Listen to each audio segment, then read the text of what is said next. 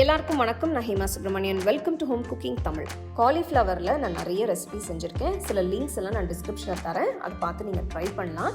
இன்றைக்கி இன்னொரு அருமையான காலிஃப்ளவர் ரெசிபி தான் உங்களோட ஷேர் பண்ண போகிறேன். இது காலிஃப்ளவர் மிளகு மசாலா. வாங்க இதை எப்படி செய்யறதுன்னு பார்க்கலாம்.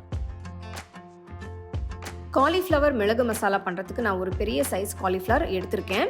இது நீங்கள் ரொம்ப பெரிய சைஸும் இல்லாமல் ரொம்ப சின்னதாகவும் இல்லாமல் மீடியம் சைஸில் கட் பண்ணிக்கோங்க. இந்த மாதிரி பாருங்க எப்படி கட் பண்ணி வச்சிருக்கேன்னு. காலிஃப்ளவரை வாஷ் பண்றதுக்கு கொஞ்சமா சுடு தண்ணி ஊத்திட்டு 5 நிமிஷத்துக்கு சுடு தண்ணியிலே இருக்கட்டும். 5 நிமிஷத்துக்கு அப்புறம் தண்ணியில இருந்து எடுத்துட்டு தனியா வச்சிருங்க.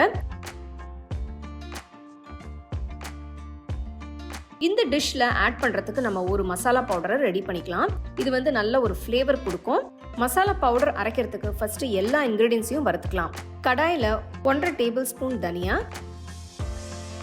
2 டீஸ்பூன் மிளகு, 1 டீஸ்பூன் சீரகம், 1 டீஸ்பூன் சோம்பு, 4 காஞ்ச மிளகாய், கொஞ்சமா பட்டை, நான் மெலிசான பட்டை யூஸ் பண்றேன், 2 ஏலக்காய், 4 கிராம்பு போடுங்க. அடுப்பு மீடியம் ஃப்ளேம்லயே வச்சு 2-3 நிமிஷத்துக்கு வறுத்துக்கோங்க.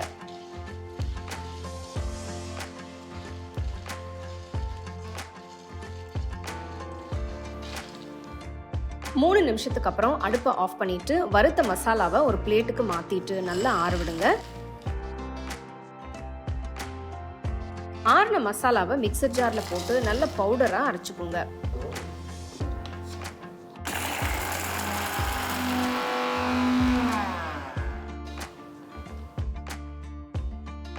மசாலா பவுடர் ரெடி ஆயிடுச்சு. எடுத்து தனியா வச்சிடலாம்.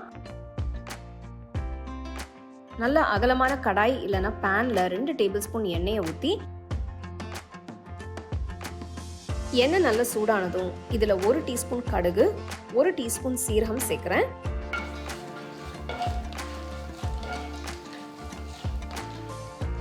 கடுகு பொரிய ஆரம்பிச்சதும் 1/4 டீஸ்பூன் பெருங்காயத்தூள், நெக்ஸ்ட் 3 மீடியம் சைஸ் வெங்காயம் பொடியா நறுக்குனது,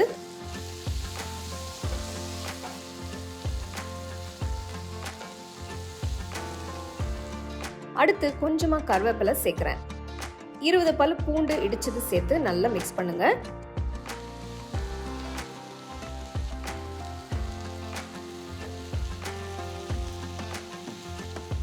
நெக்ஸ்ட் 1 டீஸ்பூன் உப்பு சேர்க்கிறேன்.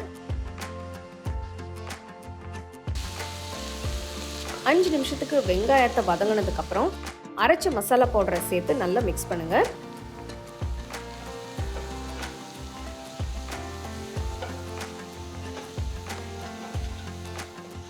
இப்போ காலிஃப்ளவரை சேர்த்து நல்லா மிக்ஸ் பண்ணணும். மசாலா காலிஃப்ளவர்ல நல்லா கோட் ஆகுற மாதிரி மிக்ஸ் பண்ணுங்க.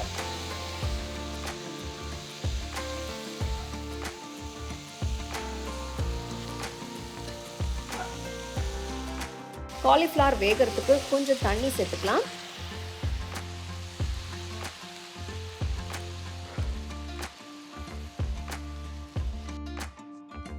கடாயை மூடி வச்சு மீடியம் ஃப்ளேம்லயே ஒரு 10 நிமிஷத்துக்கு வேக விடுங்க.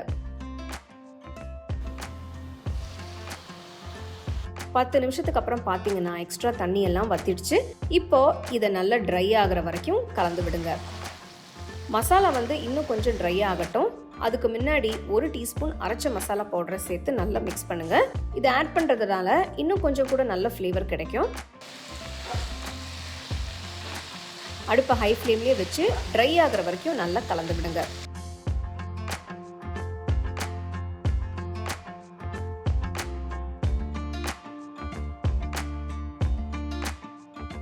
பாருங்க, மசாலா நல்லா ட்ரை ஆயிடுச்சு.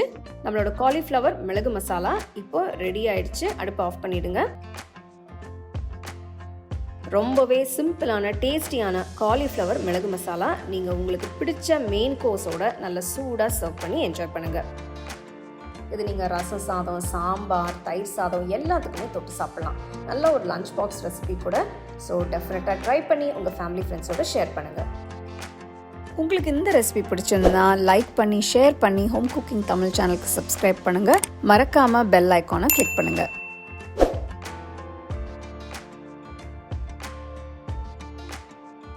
To second edition of our home cooking book is now available on our website 21frames.in. I'll give you the link in the description. You can go and check it out. The book is currently available only in India for now, so you can place your orders on 21frames.in.